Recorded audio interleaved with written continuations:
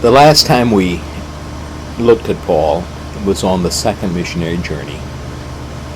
He was at Philippi in company with Silas and Luke, apparently, though Luke's name is not mentioned. It's the we that we pick up the hint that Luke is with him. And so with Paul is Timothy, Luke, and Silas, who began with him from Antioch in Syria.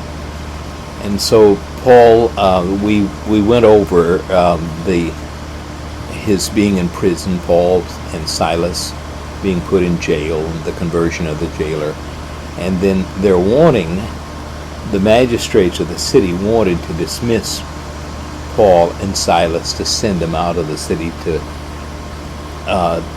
try to avoid embarrassment for themselves, because they had beaten a Roman citizen, which was strictly something they ought not to have done.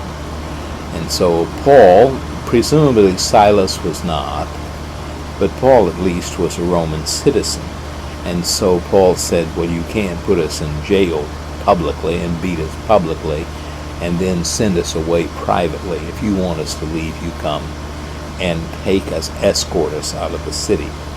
And the Bible says that he went to Lydia and told her goodbye.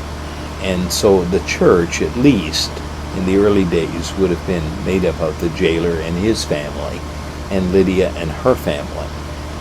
Lydia was presumably a pious Greek. She was from the city of Thyatira over in Asia Minor, and she had come to Philippi apparently to sell her wares.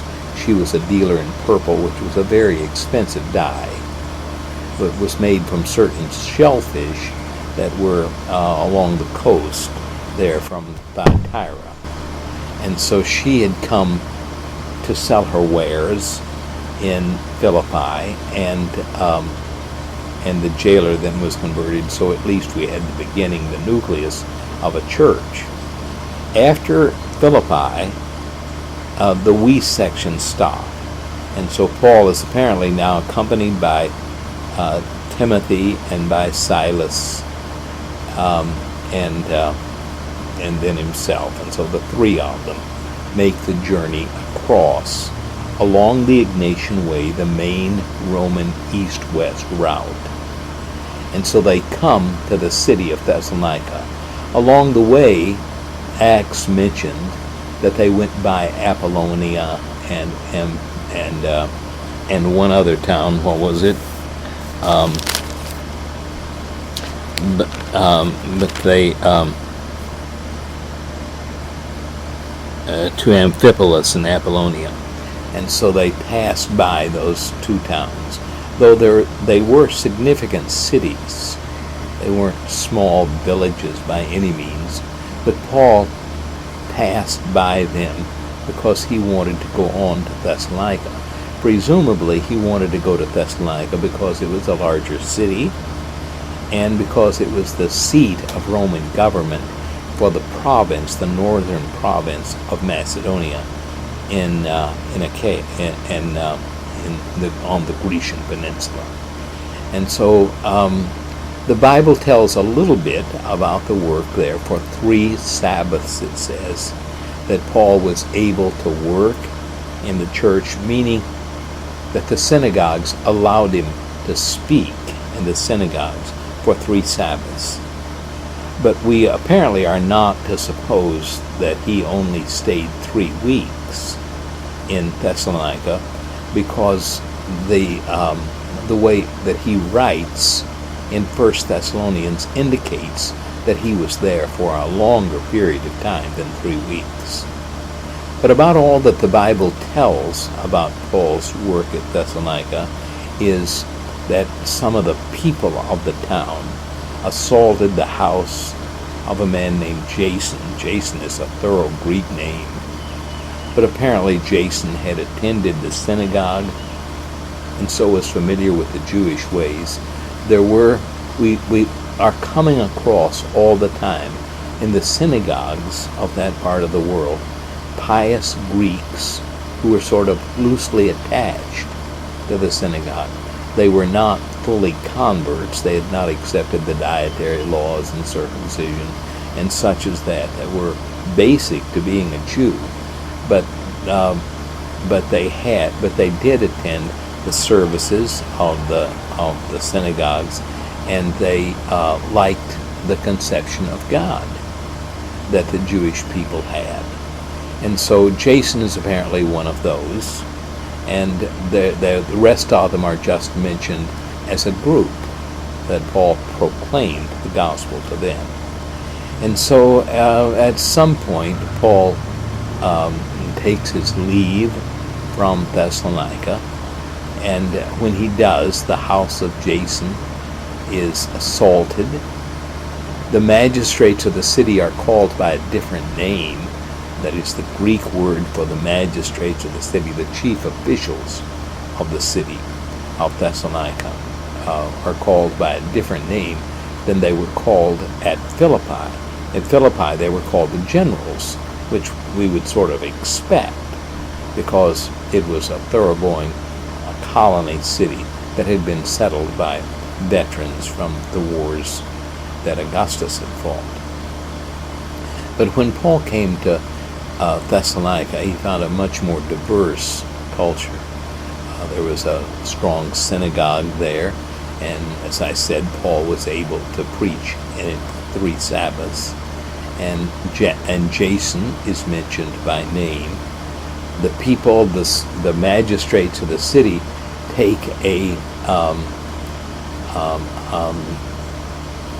deposit or some money from Jason that has to guarantee that Jason will not have Paul back in or support Paul. Paul is gone by this time. He's left the city of Thessalonica.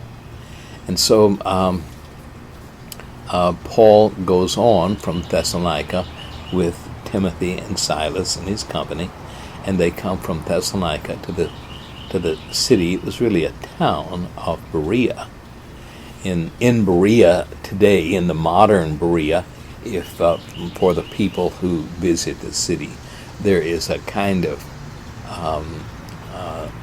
work, an artwork of Paul's being in the city, but we don't really know anything about Paul's work at Berea. It does say, the Bible does say of Berea, that they were more noble than those of Thessalonica, because they searched the scriptures daily to see whether Paul and Silas spoke the truth to them.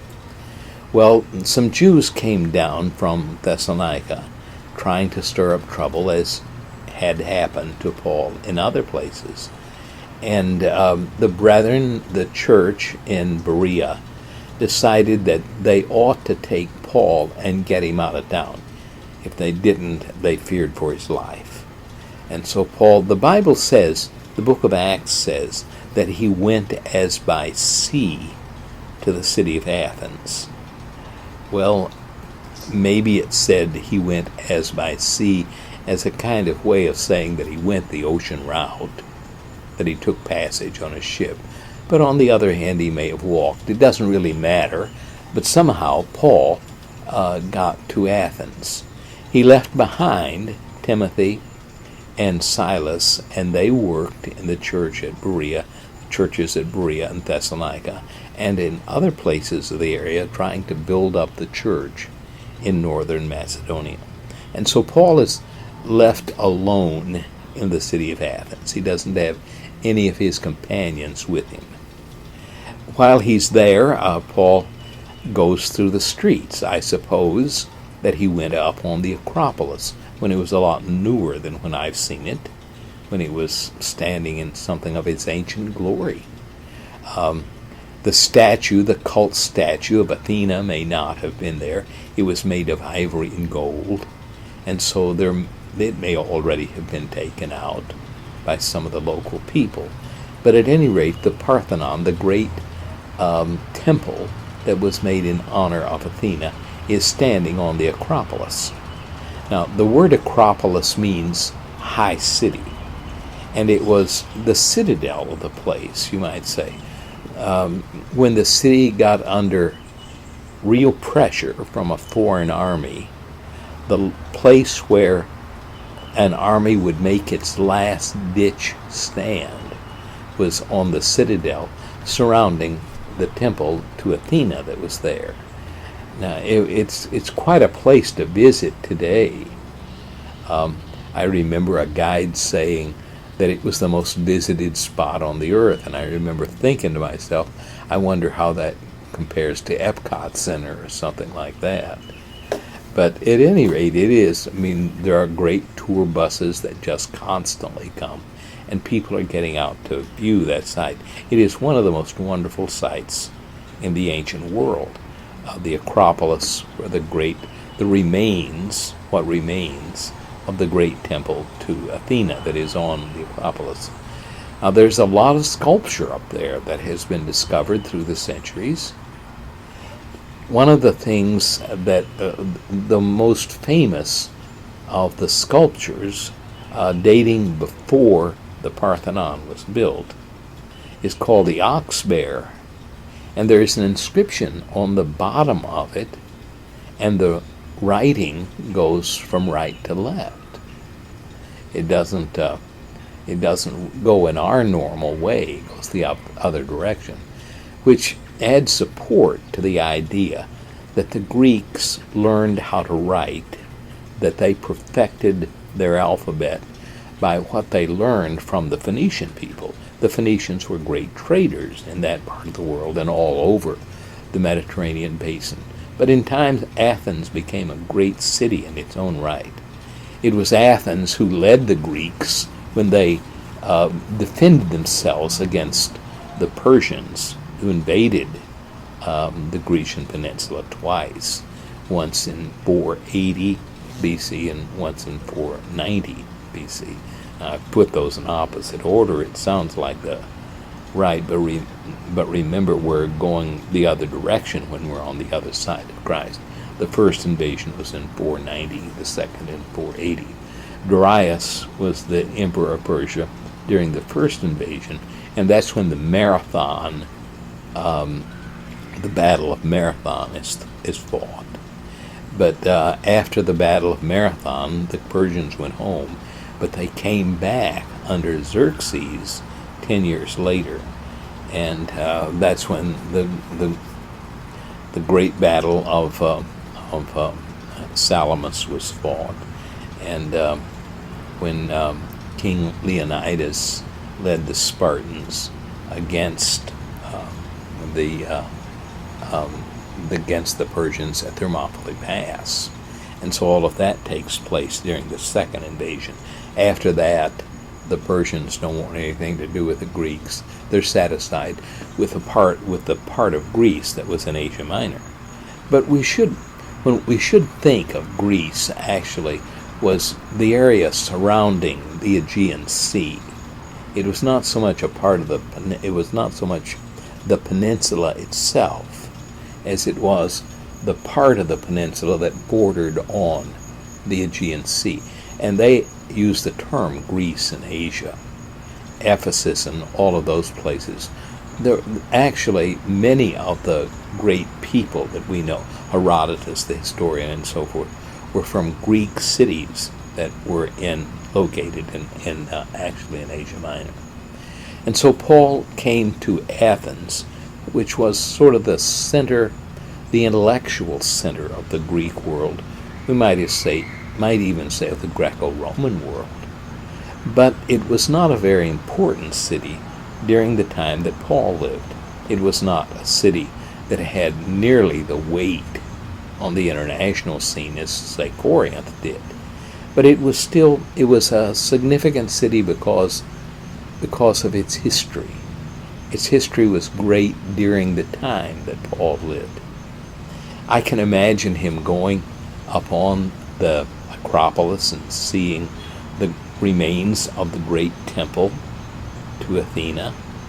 Now, there were two gods, a god and a goddess, who competed for the attention of the Greek people, of the Athenians.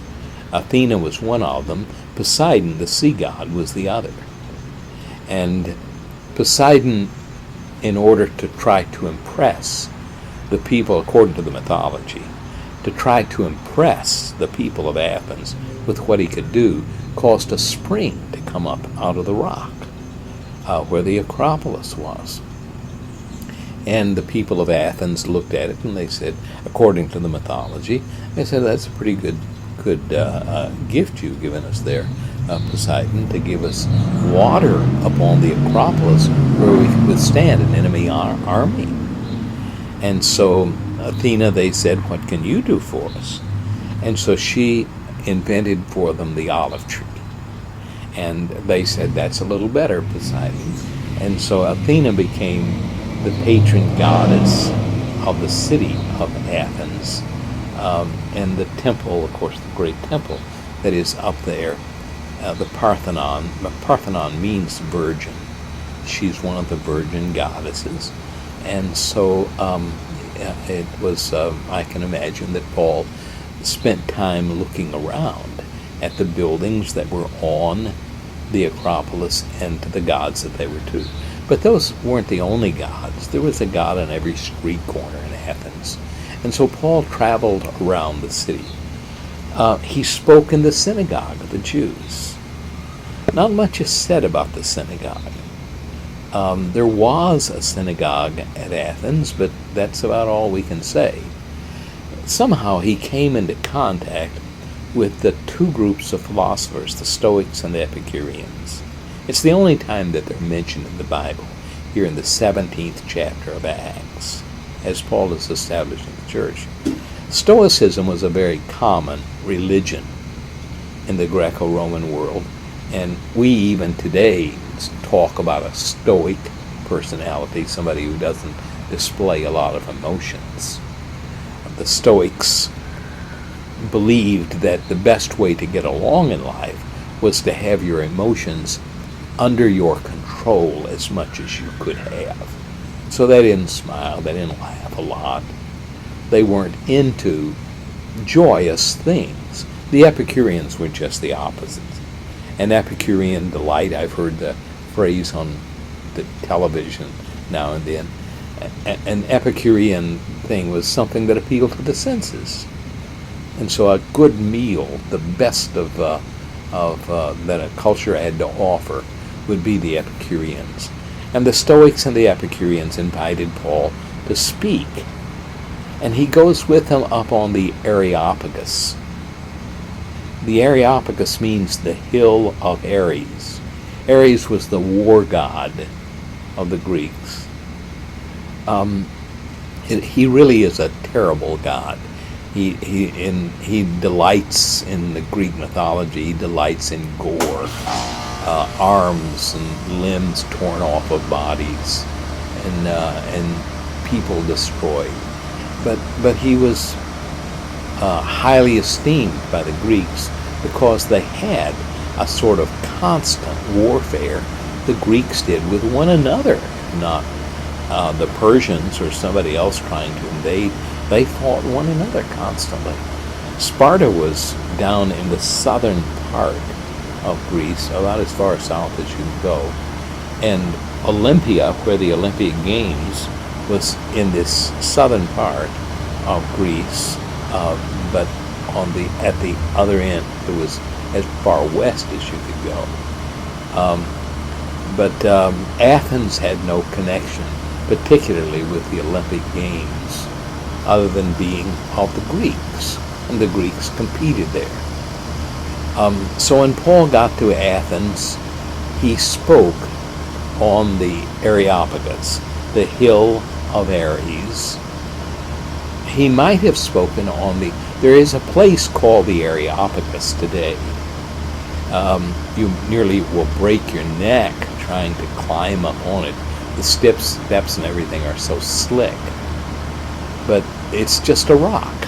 There isn't anything worth seeing there, except knowing that Paul and the philosophers were there. Possibly, at least, they were there, that is the actual Areopagus. But just like in modern times, the people who are actually part of a group like that may look for a little more comfortable quarters. And so many people think that Paul more likely spoke at some place in the marketplace of Athens rather than on the top of that hill. But it's just not clear which is which. In modern times, if you visit, the speech of Paul is inscribed in Greek on a plaque, and it's placed at the Areopagus so you can see if you read Greek. If not, you can read it in a translation of the Bible where Paul made his speech. Paul said to them, I understand that you're a very religious people. There are gods on every corner. Paul says, I come to declare to you the one God who is creator. The God that I have. The Christians ran into problems at every place. The Greeks had many gods, but they were always willing to accept another god or so into their midst. So Isis, the Greek god, there are temples all over in Greece. Osiris was her husband, and he's sometimes sort of confused with a Greek god he is more Greek-like, but he comes from Egypt, and he's called Serapis. But Serapis is he's invented during this time. But another god, the Greeks accept with no trouble. Cybele or Cybele, the Greek, the matronly woman who stands with a lion beside her in many of the shrines. It's all over in Greece. And so the Greeks accepted many gods, but you see, when you worship the God of Jesus Christ, then other gods weren't welcome. Paul in 1 Corinthians spends a lot of time telling the Corinthian Christians that they're to have nothing to do with the idols that are of the city of Corinth or Athens or any other place. And so Paul speaks to them. He says, I perceive that you're a very religious people. I saw many shrines. And Paul said, there was one shrine I came across that said it was to an unknown God. Apparently you thought that you might miss somebody. And so you made it to it is the unknown God, Paul says, that I have to tell you about, and about Jesus Christ. And so he spoke to them for a while, and some of them believed and followed him, and some did not. There isn't much said about a church in the city of Athens. The Bible does say in the 17th chapter of Acts that when Paul went out of their midst, it says, but some men joined him and believed, and among them was Dionysus. The Greek Orthodox Church today believes that Dionysus was an important official in the early days of the church. This is all that's said of him. He is an Areopagite, it says, apparently some way loosely attached to the Areopagus where Paul spoke. And there is a woman named Damaris and others with them. But there were these two who were prominent among the people that were baptized into Christ at Athens. But nothing is said further about an Athenian church. We don't have any letter to the Athenians that, say, compares to Corinthians or to Thessalonians. There isn't any letter. We don't know. There's nothing said about a church in Athens in the New Testament past that statement. And so there is a church that comes into being at Athens, and Paul delivers the famous speech before the pagan philosophers. The speech that he delivers appeals to God as the God of nature. He is the creator. It's sort of like it is closer to Paul's speech at Lystra than to any other in the New Testament. At Lystra, remember, there was no synagogue, as there was apparently not a very active synagogue in Athens.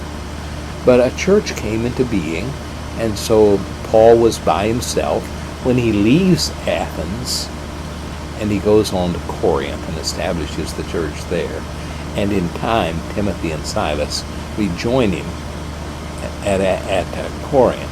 But we'll talk about that next week. I hope you've been able to follow. Paul spent a good bit of time. We don't know just how long, but a good bit of time. He spent in Athens while his companions, Silas and Timothy, were strengthening and building up the church in Thessalonica. Paul writes to the church at Thessalonica when he is at Corinth. And it may be that in Thessalonians we have the first letters that Paul wrote. And I personally believe that he had written Galatians before that. I think Galatians is the first of the letters that Paul wrote. But Thessalonians has to be among the first. But thank you for your attention, and hope to see you today at El Paso at the Oak Congregation. Goodbye.